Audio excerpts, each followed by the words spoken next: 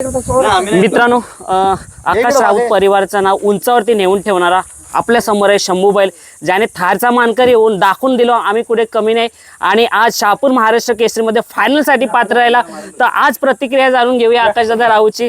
दादा नमस्कार। पाणी पिला पहिले। दादा नमस्कार। नमस्कार। जितकं कौतुक करावं ना शंभूचं खरंच तितकं कमी आहे। काय बोलाल आज? आज शंभू आणि आपला देवा आमचे मित्र नसीम पठाण अमरावती आणि आपला शंभू अतिशय पहिले चांगल्या रीतीने गट पास केल्यानंतर चांगल्या रीतीने सेमी पास झाली आणि बरं वाटलं। दादा आज आम्ही पाहिलं की आज शंभूच्या पायऱ्यामध्ये देवा होता अमरावतीचा। आम्हाला माहिती सुद्धा बैल नव्हतं की कोणता आहे। आम्ही विचारलं कसं काय नियोजन झालं? नियोजन आता मी त्या बैलाच्या शोधातच होतो, पण असं ठरवलं की 2 फेऱ्याला म्हणजे आपल्या बिंदोडला बैल पळवायचा होता जो देवा, पण आम्ही ठरवलं की 3 फेरा जो आहे 3 फेऱ्याला देवा चांगला पळतो। मग त्याच्यानंतर नसीम बाईला फोन केल्यानंतर एका शब्दावर बिचारीने बैल आम्हाला एका कुठलाही पैशाचा 1 रुपयाचाही घेतले नाही की सेट मला डिझेलला द्यायला, काही पैसे न घेता एक दोस्ती खातीर आणि प्रेमा खातीर पायरा झाला आणि खरोखर आज अतिशय चांगली अशी गाडी पळाली। खरोखर ड्रायव्हर पण अकलताना पण बोलले दोन्ही, मगाशी गटाला आपला कुणाल ड्रायव्हर बसला होता, नंतर पंकज ड्रायव्हर बसला, दोन्ही ड्रायव्हर 1 नंबर सेट गाडीला स्पीड आहे आणि चांगली दोन्ही बैल चांगली पळतात। दादा तुमचं नियोजन बोललं ते कडक नियोजन। ज्या वेळेस आपल्याला थारसाठी तुमचा नियोजन झाला होता तो मला वाटतं कॅन्सल झाला। अचानक तुम्ही रायबाशी पैरा केला आणि 1 नंबर करून दाखवला आणि तसंच आज कुठे घडताना दिसतंय की देवा बैल जो आपल्याला माहिती नाही कोणता तरी नंदी एक उजेडात हाणण्याचा प्रयत्न आपल्या शंभू आपल्या राऊत परिवाराने केलाय, काय म्हणाल? खरोखर पैरा रायबा आणि शंभूच होता, पण अलंकार भाऊनी त्या दिवशी फोन केला, शेट पैरा आपला राहुल शेटला पैरा दिलाय। बोल ठीक आहे चालेल, बोलो काही विषय नाही। मग त्याच्यानंतर मी लगेच पैरा केला की देवा आणि बोलो शंभू गाडी पळवायची, कारण देवा मी मुंबईला आणणारच आहे। आणल्या मी बोललो तर आत्ताच त्याच्या पहिले एकदा गाडी पळून बघू कशी काय गाडी पळते, आणि छान अशी गाडी पळाली आज, अतिशय स्पीड गाडीला लागला। खरंच दादा आज मुंबईमध्ये बिनजोडला सध्याच्या घडीला जे A1 जोडी होती ते या गटामध्ये होती, मला वाटतं भुंगा आणि सैराट, आणि त्याच गटामध्ये आपला शंभू आणि देवा एक नवीन पैरा। काय म्हणाल? खरोखर एक आनंदाची पण बात आहे आणि एक दुःखाची पण आहे, कारण का जरी शंभू जरी जितला असेल तर एका भावाचा पराभव झाला आहे। कारण का माझी अशी इच्छा होती की सेमीला गाडी लागावं नाही, पण सेमीला गाडी लागली तर आता मी पण काय करू शकत नाही आणि मिलिंद शेट पण सुद्धा काय करू शकत नाही। पण तरी पण मी काय केलं, ज्या गोष्टी मिलिंद शेटनी सर्व आहेत, ड्रायव्हर असेल त्याचे धरणारे असतील आमच्या भुंगाला, सगळी जेवढी माणसं ती माणसं मिलिंद शेटलाच दिली।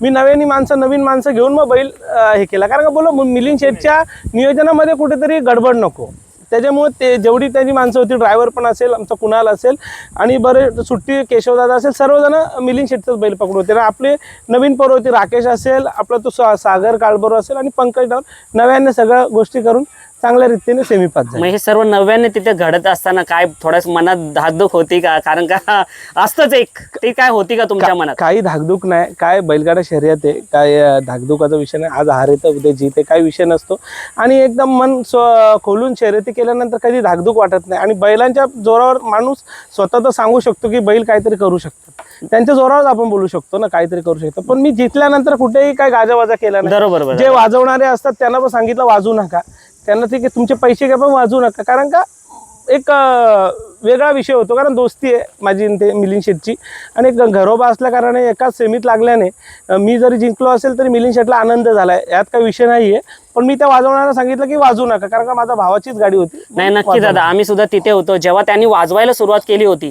तेव्हा तुम्ही तिथे स्वतः आले आणि तुम्ही स्वतः बोलले की वाजवायचं कोणी नाही, काही जल्लोष करायचा नाही, काय वाजवायचं नाही, आणि ते मी स्वतः पाहिलं की हेच मैत्रीपूर्ण नाते तुम्ही टिकवता, कुठे वाईट याचे विषय घेऊ नका। कारण का दादानी स्वतः मी बघितलं की तिथे वाजवण्याचा सुद्धा कार्यक्रम झाला नाही। आज फायनलला राहिल्यानंतर कसं वाटतंय दादा? कसं आहे ना, दोघांची मैत्री चांगली आहे, पण तिसरा एखादा येऊन चढवाचढवी करतो आणि मग त्याच्यामुळे मैत्री तुटते।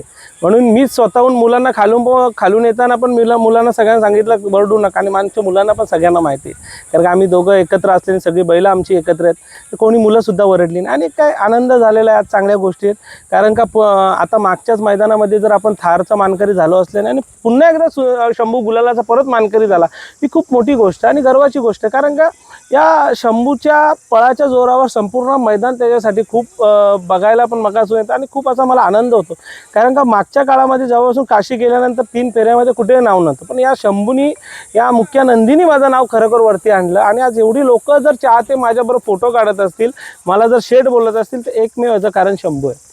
आणि दादा आता काय असं मी ऐकण्यात आले की हे खरं आहे का, म्हणजे आता जो आपला बिनजोडचा शर्यतीचा खेळ आहे हा 7 ते 2च्या दरम्यान घेण्यात येणार आहे. मी तर ऐकलं नाही, मगाशी भाऊ बोलत होता माझा की सकाळी शर्यत ठेवणार आहे का 7 ते 2. ठीक आहे, पण माझं मत असं आहे की सकाळी 7च्या नंतर जरी शर्यती चालू झाल्या, पण त्याच्यानंतर एवढ्या गाड्या होणार नाही. त्याच्यानंतर 1च्या नंतर तर अजून ऊन वाढेल. ऊन वाढल्यानंतर किती बैलांची पण हालत होईल. तर जे आपलं चाललंय 11 ते काय म्हणजे दुपारच्या नंतर जे शर्यती चालल्यात, कारण का दुपारच्या 3च्या नंतर थोडं ऊन खाली होतं, त्याच्यानंतर त्याच्यामध्ये शर्यती पळवल्या तर चांगल्या होईल. पण ठीक आहे, सकाळी जर पळवत असतील तरी चांगलं आहे, काय विषय नाही आहे. पण सकाळी एवढं 7 वाजता कोण येणार नाही. 7 वाजता कुठली शर्यत होणार नाही. दादा भरपूर आपल्या धावलेलं नंदी, काशीनंतर शंभूने तर आता काय सांगू मी म्हणजे जे मोठमोठे मैदान होते त्यामध्ये प्रथम क्रमांक करणे, आणि आता ऑन द वे आहे. आणि काय म्हणाल? मी खालीच असतो सोडायला, मला माहिती आहे खालूनच त्याची खूप गती आहे. खालूनच तो जेव्हा जातो तेव्हाच मला समजून जातो की शंभू खालून गेलेला आहे, म्हणजे सुट्टा गेलेला आहे. पण आज खालून थोडी गाडी कमी पळाली, देवा थोडा कमी पळाला, सुट्टीला कमी सुटल्यानंतर थोडीशी मला गडबड वाटली. पण नंतर जी अनाउन्समेंट झाली की थारचा मानकरी शंभू, बोललो 100% सेमी पास झाला. चला जाता आता दादा काय सांगाल या, कारण का आता भरपूर आपण जे करत नाही त्या गोष्टी बाहेर येतात, तर तुम्ही काय मेसेज घ्या म्हणजे या दोस्तीच्या बद्दल, कारण आता तिथे जे घडलं ते आम्ही बघितलं, त्यावर काय मेसेज द्या?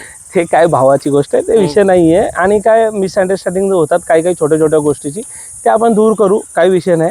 कारण का दोन्ही भावांचीच बैले, भुंगा असेल, शंभू असेल, दोघं आमची एकामेकाचीच बैले, आणि कोणाला काही राग रुसवा नाही आहे. अतिशय आनंद झालेला आहे आम्हाला सगळ्या दोघांना. त्यालाही शंभू जिंकलाय तर आनंद झाला, आणि आम्हालाही जिंकलाय तर शंभू आनंद झाला.